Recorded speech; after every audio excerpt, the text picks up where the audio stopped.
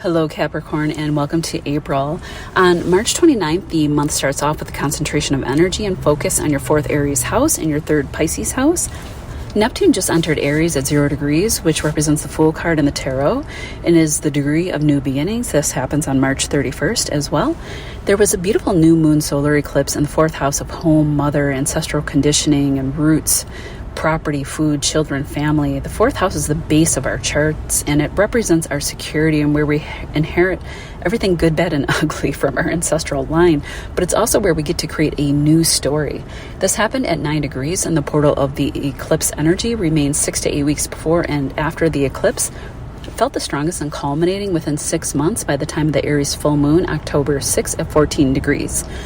This powerful eclipse was in a wide sextile with the planet of transformation, Pluto and Aquarius.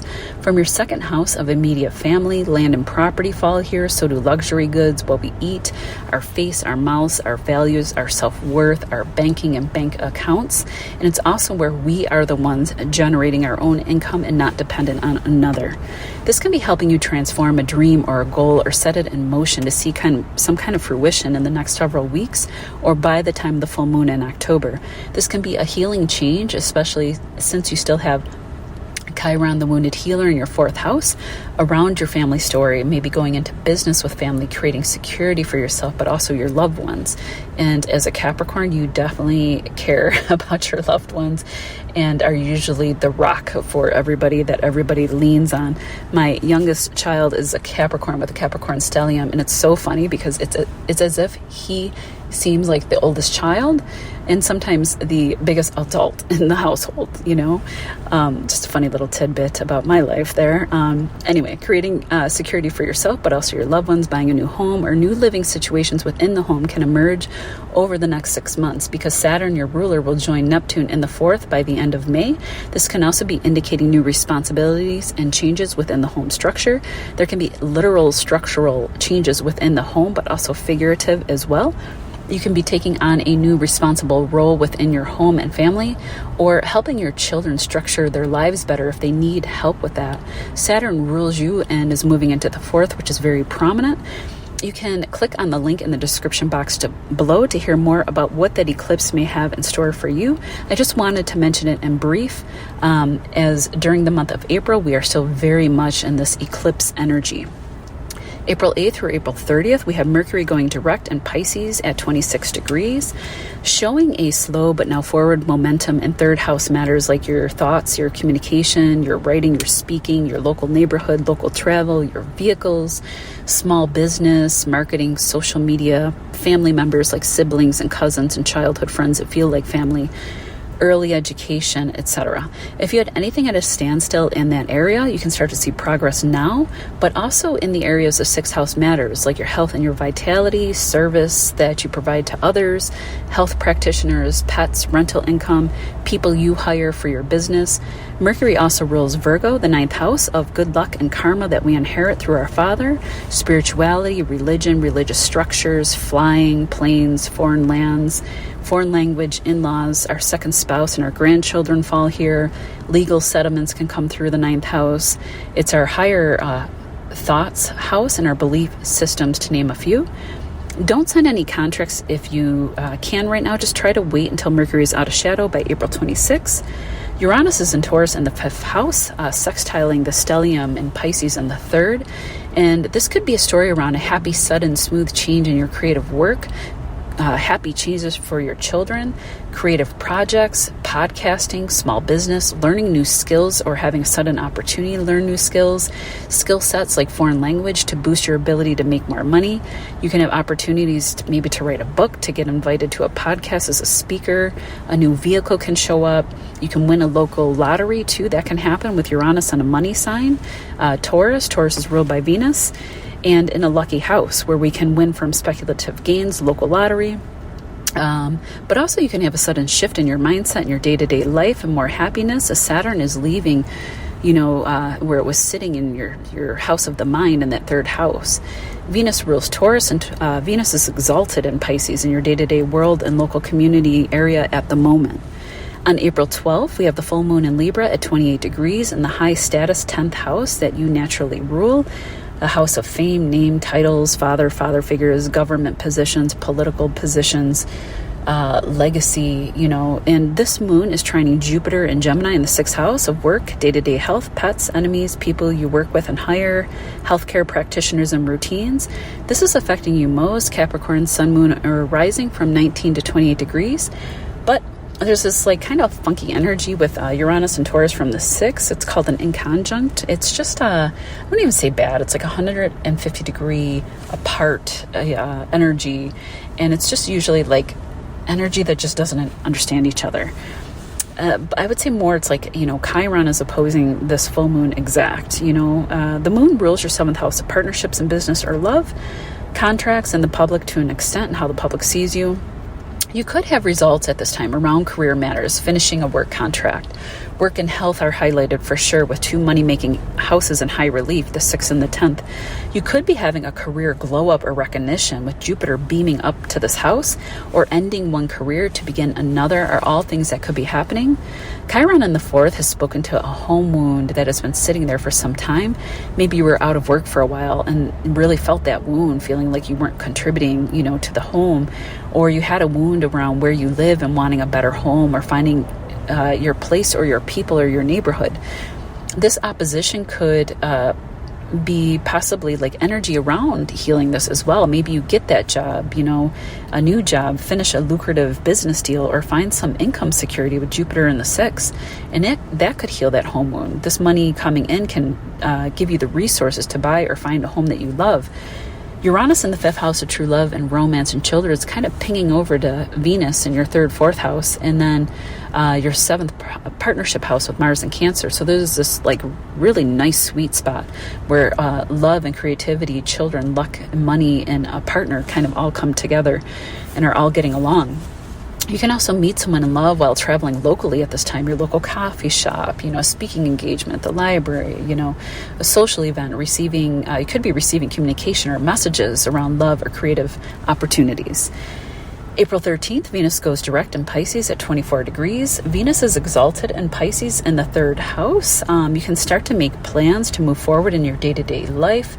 Maybe getting a new laptop, communication devices, cell phone, vehicles, finding a vehicle. Healing communications, loving communications can come through with cousin, sibling, family members, happier thoughts, progress with writing or speaking or podcasting projects, business, small business, marketing projects, as we have the stellium of fate sitting here.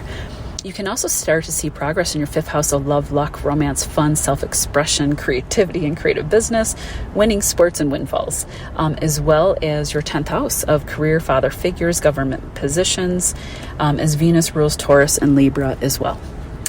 On April 19th through June 18th, Mars is fully awake as he goes into Leo, leaving your 7th Cancer house where he spent a lot of time due to the retrograde, and I don't think that was necessarily an easy time for you or for Cancer, and is moving to the 8th where he can loosen those watery restraints from being in Cancer.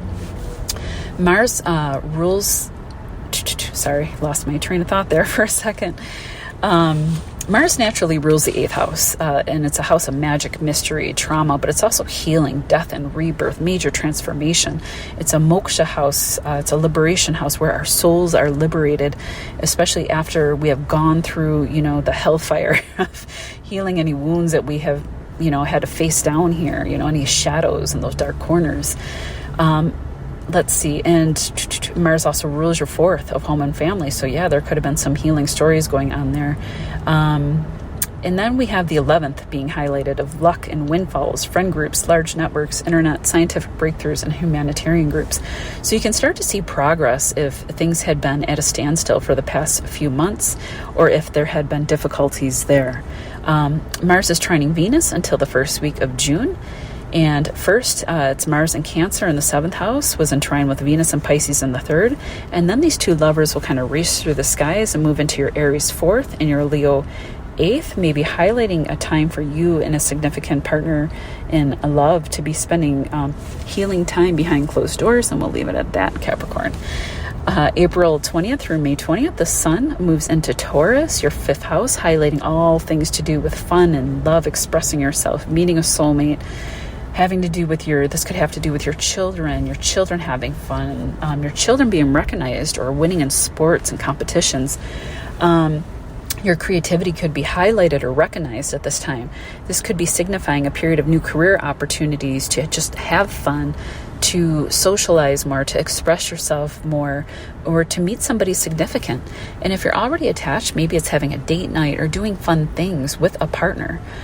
April 27th, we'll have that new moon in Taurus at 7 degrees happening in your 5th house, felt most from 4 to 12 degrees, Capricorn, sun, moon, or rising. And you could be looking at new beginnings here around those aforementioned topics that I was just talking about. This moon trines your sun, moon, or ascendant, but we also have this Mars-Pluto opposition from the 8th house to the 2nd. This is a money axis. Just so you're not terrified, this has already happened. You've already experienced this energy. The first hit was in November, and then it happened again in January. Now it's happening for the third and final time before moving on. Just as a side note, though, as long as Pluto is in Aquarius, which it will be for many, many years to come, we will come across this opposition anytime Mars goes into Leo. But I think after having this initial experience with what this energy is like, we are going to be well equipped and better prepared for when it may happen again. Mars and Pluto are also squaring this moon as well. Okay, so there's but remember, squares create like massive amounts of energy, and it is like atomic with Pluto involved, right? There could be power struggles, plain and simple. Mars-Pluto opposition. And maybe this is coming from a partner, or it's for a partner, or money you share with a partner, and this would make sense. If there is a separation, because you did host Mars in that 7th house for a while, and Mars, plain and simple, cuts away, sometimes wherever it is. It can be good, it can be bad, and it could be cutting away in that 7th house contract. And we're dealing with what's mine versus what's yours, with the 2nd house of bank accounts and the money you earn versus the money that you've invested and shared with another in that 8th house. Maybe this break is coming from a new person that has shown up in the 5th house of love and romance, where this new moon is happening. Maybe the ending between you and another is smoother, though, because it was something that has been going on for a long time. And we have Venus, who rules this moon, trining Mars. But that power struggle is happening maybe around who keeps what. If you're not separating, okay, so that you don't have to be separating, then the struggle could just be around disagreements around what to invest in, your taxes, your stocks, land, etc. But the good news could be coming through at the same time. Like if you are in separation, maybe you get the house, with Venus in the 4th trining Mars in the 8th, and decent alimony, okay? And then Pluto will sextile Venus from the 2nd house of bank accounts. So again, if this is a separation, it may actually turn out better than expected for you, Capricorn. Whatever comes up, look to that Venus in the 4th trining Mars in the 8th. Maybe getting an astrology reading or tarot, or even therapy could be helping, is the way to help you through this, or even like a creative project that can take your mind off of some of the things, something that requires like deep research. That could be a part of, the healing and helping at this time. It could be a project around a mystery novel, for example. I'm going to leave it there. You're going to have to let me know how this plays out for you, Capricorn. Just remember that Mars moves quickly now that he's in Leo, a fire sign. I don't think this energy will last. And again, I don't think I'm telling you something that you haven't already experienced. So per aspera ad astra is a Latin term for, through hardships to the stars, Capricorn. Okay, take care, and we will see you in May.